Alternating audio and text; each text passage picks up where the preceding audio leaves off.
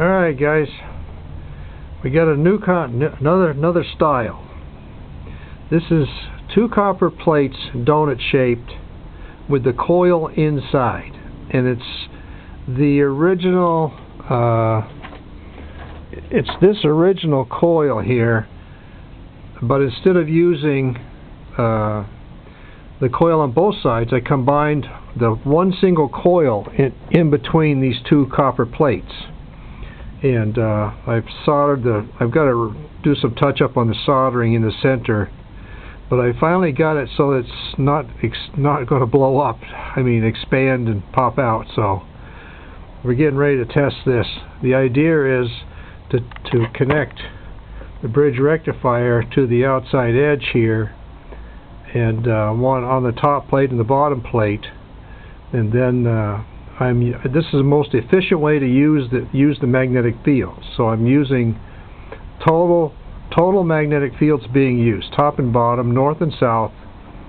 And what's interesting is charging a cap off of this one point. Now 2 inches away or whatever, I can charge another cap to the same voltage, 50 volts or 100, whatever. What that tells me is that the current that's available here and here are the same. So if I take the width of the coil and I have like a flat piece of copper, I've got some scrap pieces over here, kind of sharp, so I can take something like this and shape it, and then solder it to this as wide as the coil. Then I connect that to one of the AC legs, and then do the same thing on the bottom plate to the other AC leg on the bridge rectifier.